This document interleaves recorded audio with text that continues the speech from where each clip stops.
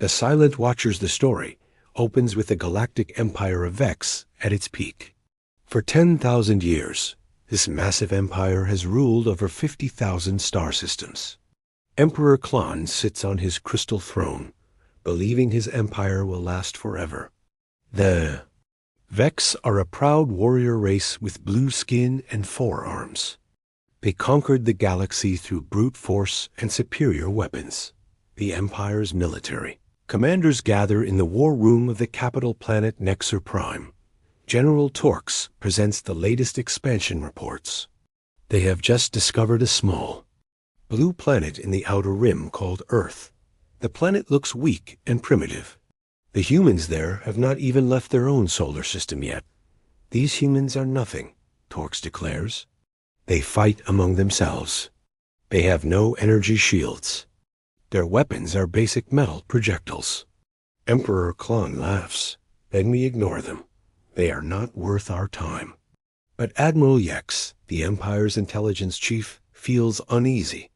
She has been studying human broadcasts for months. Something about these creatures disturbs her, though she cannot explain why. Meanwhile, on Earth, Dr. Alex Stone works late in his laboratory. He leads a secret government project called Silent Watch. For 3 years, his team has been monitoring alien communications across the galaxy. They know about the Vex Empire. They know the aliens consider Earth worthless. Alex meets with General Ross and President Taylor in an underground bunker.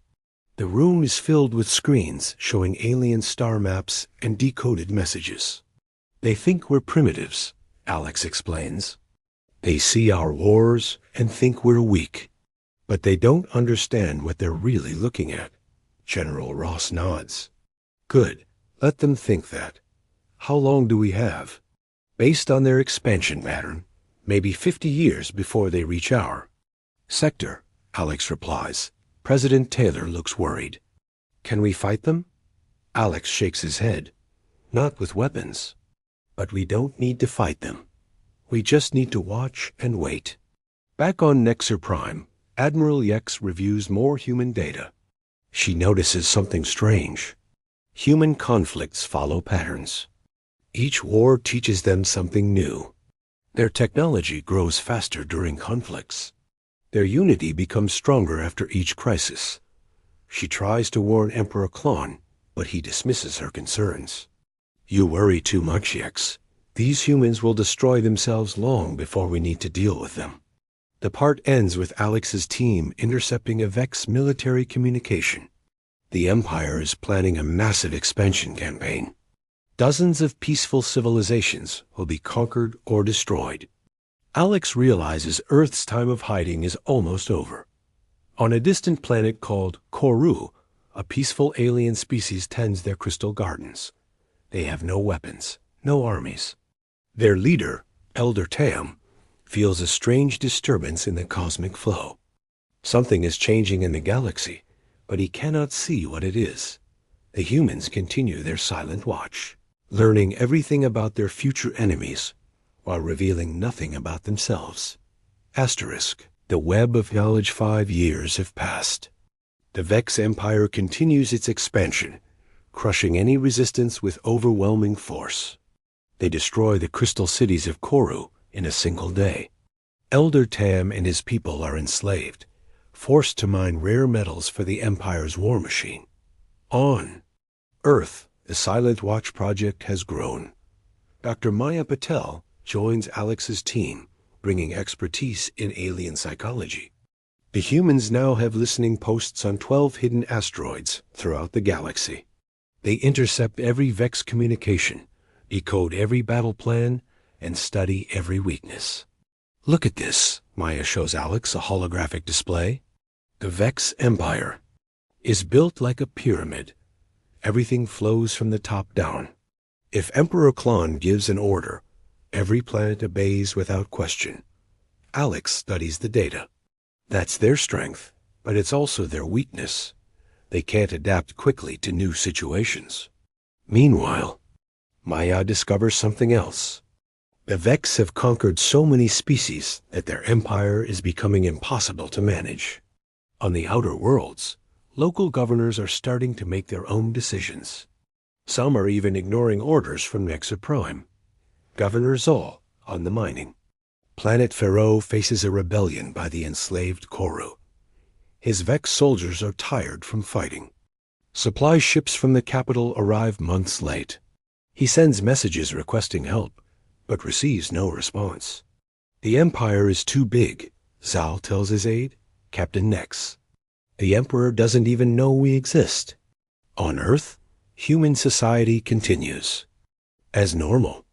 People go to work, raise families, and argue about politics. Only a few hundred people know about the alien threat. They work in secret, guided by a simple plan. Learn everything, reveal nothing. Dr. Stone's daughter Lisa starts college, planning to study engineering. She has no idea her father is preparing to save the human race. Alex watches her graduate ceremony and feels the weight of responsibility. He is protecting not just Earth, but humanity's future.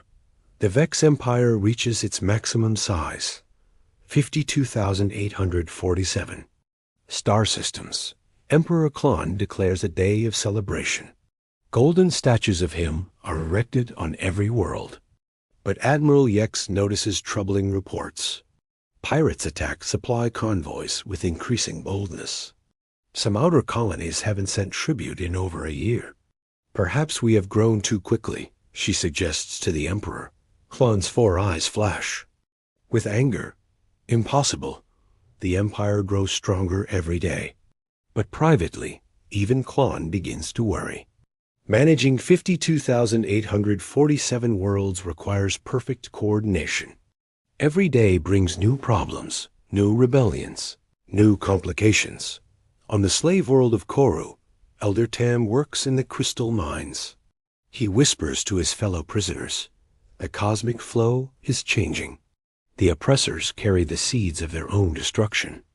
The humans continue watching and learning, building a vast library of knowledge about their enemies' weaknesses.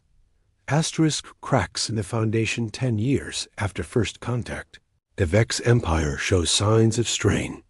On Earth, the Silent Watch project has evolved into something unprecedented, a complete understanding of galactic civilization. Dr. Elena Cruz presents her findings to the Secret Council. We've identified 847 different alien species under Vex control. Each has unique cultures, languages, and needs. The Vex treat them all the same way. Brutal subjugation. Alex studies the holographic star map. Red dots mark rebellion sites. There are thousands of them. The Empire is fighting wars on 300 different fronts simultaneously. President Taylor, now in her second term, asks the crucial question, are we ready to act? Not yet, Alex replies. We need to wait for the right moment. That moment comes sooner than expected. Emperor Klon dies suddenly from a rare disease. His death creates a succession crisis. 3 of his sons claim the throne. Prince Vox, Prince Gex, and Prince Tex. Each controls different sectors of the military. The Vex Empire fractures into 3 warring factions overnight. On Pharaoh, Governor Zeus receives 3 different sets of orders. Prince Vox demands increased mineral production. Prince Gex orders him to send his fleet to attack Nexa Prime. Prince Tex threatens execution if Ev. Zol doesn't recognize his authority. Zul looks at Captain Nex. Which prince should we obey? I don't know, sir. They're all legitimate heirs. Governor. Zul makes a decision that will echo across the galaxy. We obey none of them. Pharaoh is independent now. Similar scenes play out on thousands of worlds. Local governors, tired of impossible demands and contradictory orders, declare independence. The mighty Vex Empire begins to crumble from within.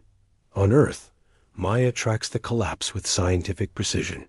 It's happening faster than we predicted. The Civil War is consuming their resources. Outer worlds are breaking away. Some species are achieving independence without firing a shot. But Alex knows the danger isn't over. A cornered animal is most dangerous. If any Vex faction discovers Earth, they might attack us out of desperation. His fears prove justified. Admiral Yex, now serving Prince Vox, suggests attacking primitive worlds to gain easy victories and boost morale.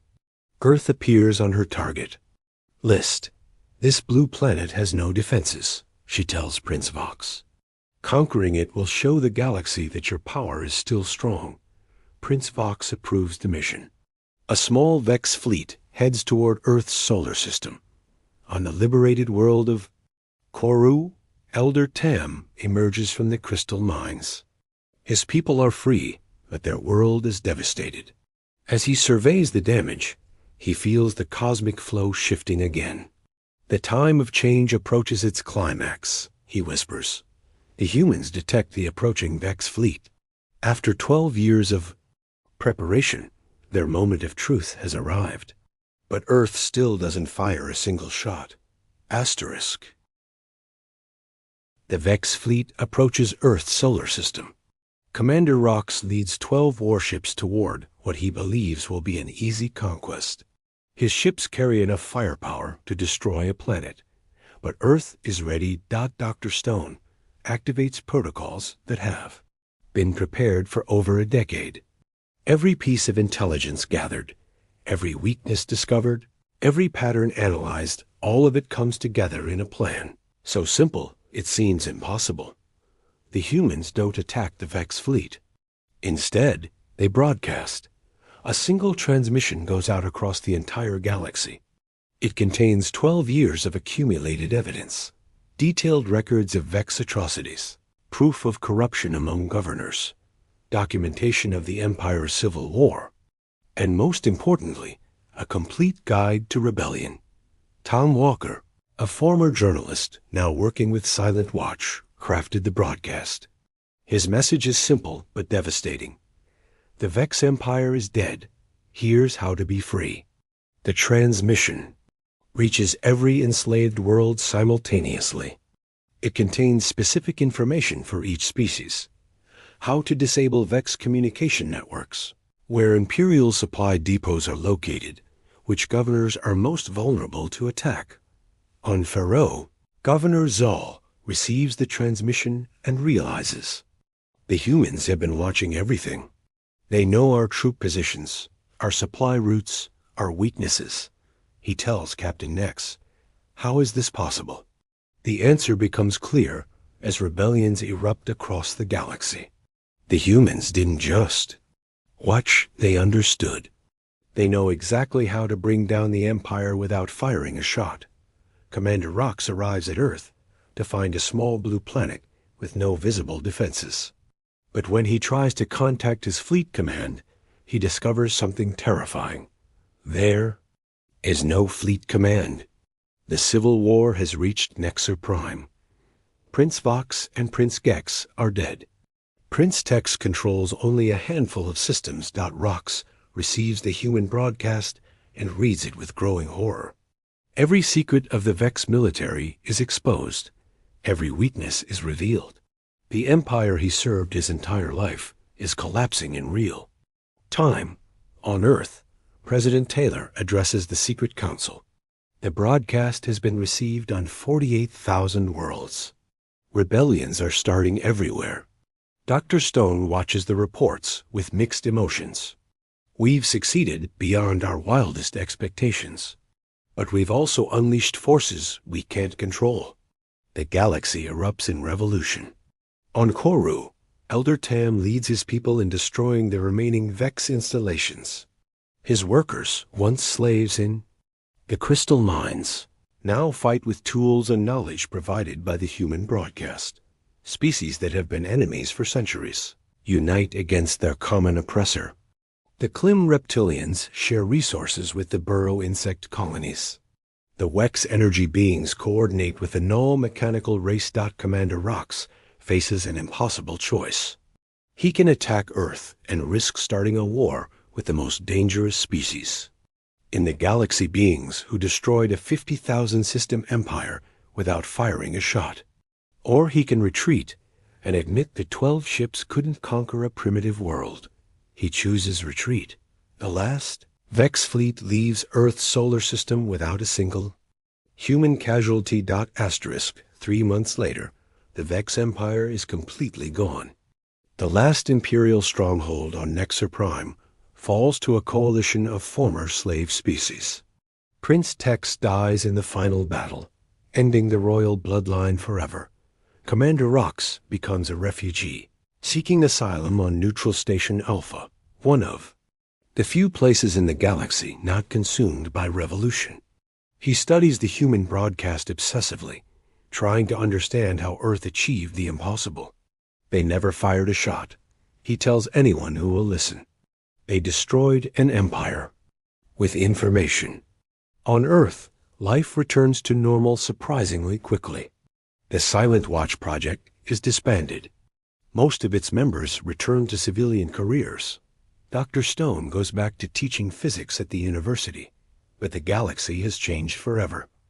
Ambassador Lisa Stone, Alex's daughter, now a grown diplomat, travels to the newly formed Galactic Council on the neutral world of Haven. She represents Earth in its first official contact with alien civilizations. The council chamber contains representatives from 847 different species. Elder Tam speaks for the Koru. Governor Zal, now president of the independent Pharaoh Republic, represents the mining worlds.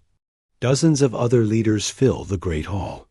We gather to thank the humans of Earth, Elder Tam announces. They could have remained hidden. They could have waited for the Empire to destroy itself naturally. Instead, they shared their knowledge and freed the galaxy. But Lisa surprises everyone with her response. Earth didn't free the galaxy. You freed yourselves. We just provided information. The courage, the sacrifice, the fighting, that was all yours. The assembled aliens realized the truth in her words. The humans gave them knowledge, but each species had to choose freedom for themselves.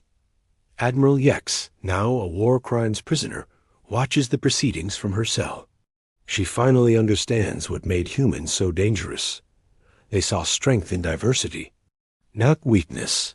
While the Vex imposed unity through force, humans achieved it through information sharing.